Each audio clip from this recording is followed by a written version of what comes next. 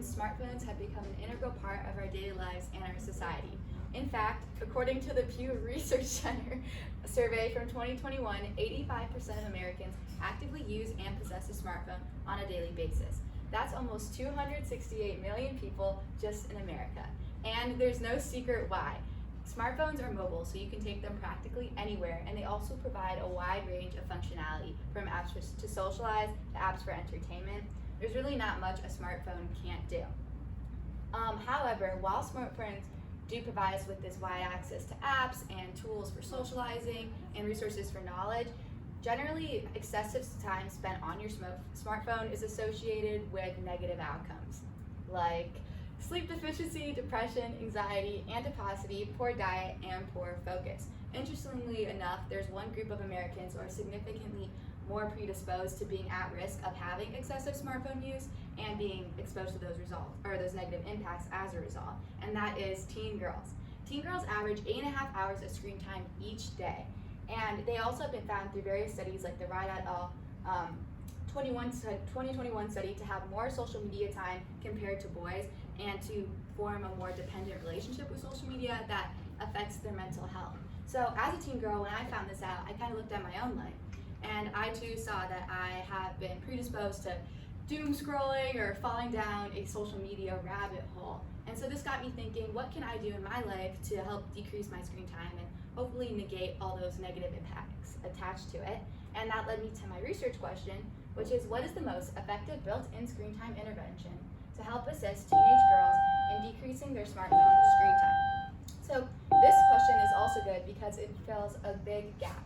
As I began my literature review, I noticed immediately that there seems to be a very clear connection to teen girls suffering from excessive screen time, but there are no studies within the intervention discipline that specifically focus on teen girls.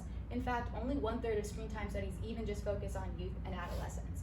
So by researching this research question, I was hoping to just add more information to the scholarly discipline about what we can specifically do to help this group that is most predisposed to suffer from excessive screen time use. So when I began my literature review, I kind of approached it through 3 different sections. My first one was PSU, which is a fundamental concept within the discipline, and my second 2 sections were the strategies that I decided to focus on for my study. I'm going to get into PSU right now though. So PSU is problematic screen time use, and it is a concept used throughout pretty much every single paper that I researched. However, the definition kind of has a different variety across each paper. So some are more, specific. They like uncontrollable excessive smartphone use that specifically has adverse long-term effect, while there are much more broad, just like smartphone use or excessive smartphone use. Regardless, as I mentioned in my introduction, there has been a general connection that excessive PSU is linked to negative impacts like slower sleep quality and depression.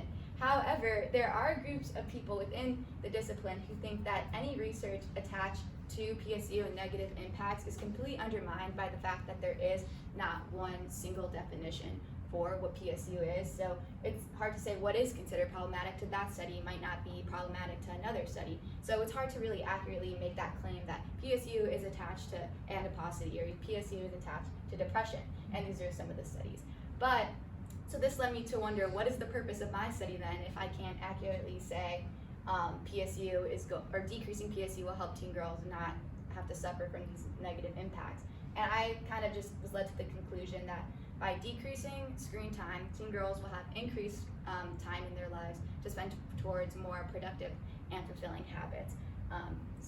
That was the purpose of my study and was part of my literature review. So for my strategy, I first decided to research grayscale. Grayscale is by far the most researched intervention in screen time intervention strategies, and for good reason. Lischel 2007 found that saturated colors are preferred by users because it increases engagement. So by removing the colors, you would be decreasing engagement in hopes of decreasing screen time. And the research has reflected that idea, and that various studies have found that grayscale effectively decreases screen time. Dr. Alex J. Holt's study from the University of North Dakota found that grayscale can even decrease screen time by an average of 40 minutes each day. And another theme, however, that has been involved with grayscale is a general negative sentiment from participants across the board. So this has has led some researchers to question if grayscale can be effectively implemented long term, because participants don't necessarily like it, so they might not be able to implement it well. And this is, that's just kind of what it looks like on the iPhone, and you can just implement that through your settings, and it's a built-in feature. So my next strategy is goal tracking, and I highly based it off of Ramala et al.'s 2023 kind of definition of it. Her study, she had a variety of different interventions participants can choose from, including grayscale and goal tracking. But basically, goal tracking falls up under any strategy that allows you to track your screen time, either monthly, weekly, or daily.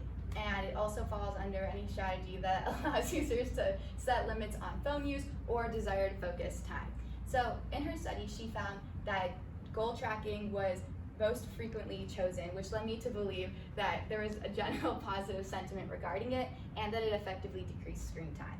So the fact that it effectively decreased screen time leads me to the belief that it aligns with the control theory, which is a popular theory in psychology that states that if someone has a goal and the ability to control their actions, their behavior will naturally align to reach that goal.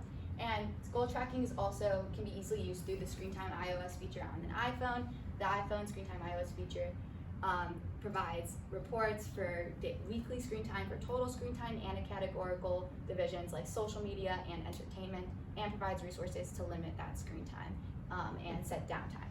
So going into my method, I highly based off my the way I structured it based off Oakes and Soar's study from the University of Fribourg. They also used or studied two interventions, and I'm studying two interventions, and within their paper they said that they wanted their paper to be a blueprint for other studies, so I took that offer and I used it as a blueprint for mine.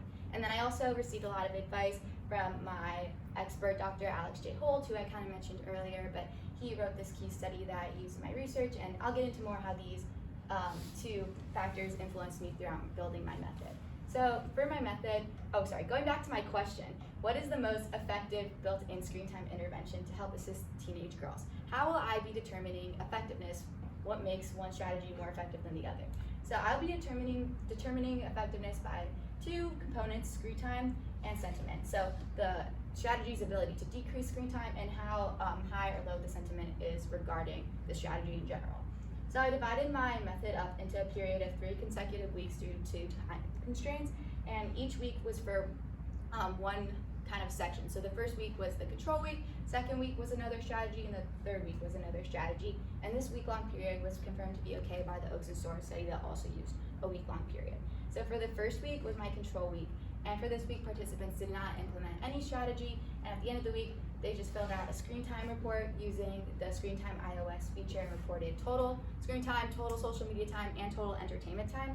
Week 2 they implemented grayscale, and you can just enable that through the settings. Then at the end of the week they did the screen time report and then filled out the UEQ, which is the user experience questionnaire that was used in the Oakes and Soar study to figure out the participants' sentiment regarding their interventions, and it worked very well for me too. It gives feedback on a variety of scales like novelty, attractiveness, and perspicuity, which is just how clear the strategy is to the participants, so I used it as well. And then the third week was goal tracking. The participants took off grayscale and they reported to me at the beginning of the week what their goals were for that week for total social media time, total entertainment time, and total screen time, and then what they would try to do to reach those goals, like setting app limits or leaving their phone in another room, but they were told not to use grayscale. And then throughout the week, to make sure they were tracking the goal, I had them report to me how their screen time was progressing. And at the end of the week, they did the UEQ again and the screen time report. So for my participants, I offered an incentive due to low interest the first time I tried to walk around to classrooms and recruit people. The incentive was okay because Oakes and Soar did it as well, and Dr. Holt. I had 15 participants ages 15 through 18. All of them were female, as this is on Teen Females, and they're all from the same school, which is a middle-class suburban community. So then for my data analysis, I used a paired t-test because I was comparing the control group, which is the same sample, to the intervention samples, which is also the same sample of people. And then I used the UEQ built-in analysis that was offered with the UEQ program, but that's also based on a T pair test as well. So this is my data that I got. To just kind of break down this graph, we have 3 different sets of bars, and each set is total entertainment time, total social media time, and total screen time. And then within each set, each bar represents 1 week of my study. So we have the control week in blue, red and grayscale, and goal tracking is yellow. And then the numbers on them are the average total minutes of screen time that week. So as we can see, just looking at this, that grayscale and goal tracking for total screen time and total social media time did clearly decrease from the control week. And it also did decrease for total entertainment screen time, though not as drastically. So I wanted to see if this was a significant decrease, so I ran the t-test. And I got these t-values, and I compared this to 0.05 alpha value because this is not a life or death study, and was able to see if there was a significant decrease as a result. So the checks are mean that it was significantly decreased. So grayscale and goal tracking did significantly decrease total screen time and total social media time, and only goal tracking significantly decreased entertainment time. Grayscale did not. Then I wanted to see if out of these two, if grayscale significantly decreased total social media time more than goal tracking. I did these t-values, and I got that by comparing the means of the average number decrease rather than average total screen or average minutes overall. And I got that one did not significantly decrease screen time more than the other. So then for my sentiment, I got this graph, which was provided to me by the UEQ analysis system, but once again based on a paired t-test. At the bottom here we have the different scales like attractiveness, perspicuity, efficiency, etc. And then each bar represents one strategy. So the yellow is goal tracking and the red is grayscale. As you can see here, the higher the number, the better the sentiment, and then the lower the number, the worse the sentiment. So when we're looking at this, it's clear to see that grayscale, even when it does have a positive sentiment, its sentiment score is always less than goal setting. And the UEQ is based on like a Likert type of quiz. So for each, I don't want to get too into it, but for each question, it kind of just assigns a value based off how the person answered, and that's how they get these numbers here. So then I looked at the specific analysis that the UEQ ran, and it did the t-test as well, or the p-value, and compared this again to a 0.05 a value, and got that there was only a significant difference between the sentiment for goal tracking, for attractiveness, perspicuity, and novelty, which means that goal tracking has significantly better sentiment for attractiveness, perspicuity, and novelty.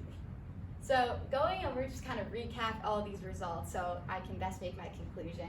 Here we have goal tracking and grayscale, and then this row is equality shared by both of them. So everything in green I consider a pro for that strategy, and everything in red is kind of a con. So the pro for goal tracking and grayscale is that they both did significantly decrease total screen time and total social media time. However, only goal tracking significantly decreased entertainment time and significantly had better perspicuity, novelty, and attractiveness. And grayscale had the cons of not significantly decreasing total entertainment time and having significantly worse attractiveness, perspicuity, and novelty sentiment. So that led me back to my question, which of these two is most effective? And I was led to the conclusion that for this specific sample of students, it was goal tracking. However, I do think grayscale could be beneficial for my participants if they wanted a more just a short-term strategy that they could implement in their lives. But if they wanted a long-term strategy they could use, I'd recommend them to maybe have like a buddy partner, and they could use the Screen Time iOS feature for long-term goal tracking. But there are limitations that affect my ability to apply this conclusion to general teen girls. The first one is the sample size. My sample size was extremely small, only 15 girls, and this can in no way provide me data that can accurately represent teen girls across the board. The second thing is my study scale. Because I didn't know if participants were compensating with lack of screen time on their smartphone with increased screen time on other devices like their TV or their computer, which would kind of undermine the purpose of my study. And data unreliability, I'm not sure if my participants were lying about their screen times or accurately reporting them to me. And then due to my sample size and my limited amount of time, I had to do a 3-week consecutive period. Each group did each intervention in the control week, which could lead to order bias as well. So because of the order I put them in, they could have perceived that strategy different, rather if they had time to reset between each strategy. And so this leads me to my implications that I think would be very helpful to increase my sample size for sure. It would provide me with more accurate data that I can apply to more general teen girls. as well as more accurate sentiment data. It would also give me the ability to assign one group for each strategy rather than having each one do it, which would eliminate order bias. Another implication would be for future studies to send photos of screen time or have the participants send like screenshots of their screen time to the study to make sure that they are being honest. And also just for bigger institutions who want to take on a similar research question, they could expand the scope of the study by tracking screen time on other devices to see if they're compensating. And then smaller institutions could just add a post-study survey that has participants report if they think that they were compensating elsewhere. And then finally, for the scholarly conversation as a whole, I think it'd be amazing just to keep expanding the scope of research involving interventions, because technology is just becoming more and more involved in our lives, and I'm anticipating the trend of screen time just going to continue to go up and up. So I think it's important to keep looking into specific groups of people and researching strategies that can best help them to account for excessive screen time use. So thank you, and that's it. Here are my references.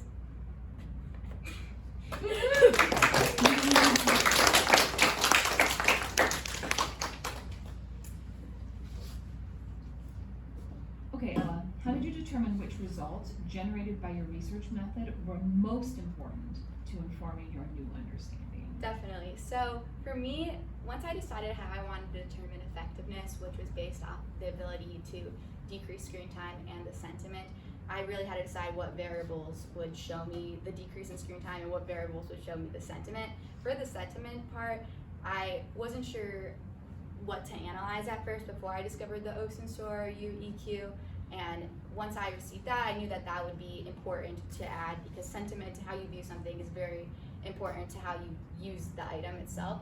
For screen time, it was a little bit different. I originally had my participants report their daily screen time as well, and this I thought would be helpful because it provided me like their average daily screen time rather than the total, and I was going to analyze that, but I realized the average daily screen time was kind of just like it wasn't very helpful. It didn't provide as accurate as data just taking the total raw number, because it was just more of like a summary, and then I would be like averaging their daily screen time with a ton of other average daily screen times, and it just didn't provide an accurate, I think, conclusion. So I ended up choosing the total daily screen times for social media and entertainment, and total because my advisor advised me to find categorical screen time as well, especially because teen girls do have such a attachment to social media. So I chose those ones because I do feel like they play a more accurate role in determining my results if it effectively decreases the screen time, and specifically within social media because of that attachment.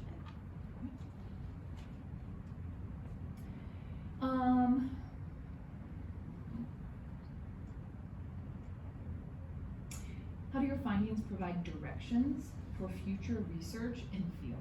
Yeah, so I think a huge direction that I was able to conclude from my study was rooted a lot in the limitations.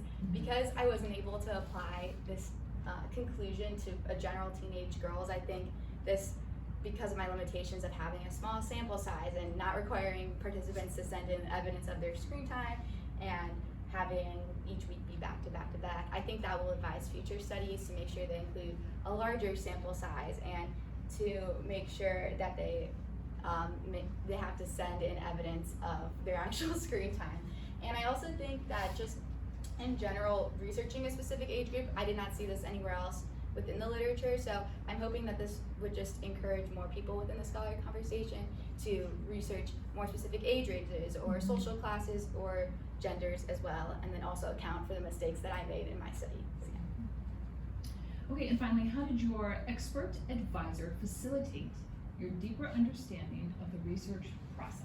Definitely. So for my expert advisor, his paper was actually pretty much the first paper I read within the scholarly conversation, so I was very happy when he reached back out to me. I was very concerned going into it. I think effectiveness is such a subjective term, and I was kind of doubting if I should continue with this research path because I think it's very subjective in a way. So when I reached out to him, I was just concerned if I was deciding effectiveness based off sentiment, if that was even valuable, since many people, they might even just misperceive their own sentiment towards something.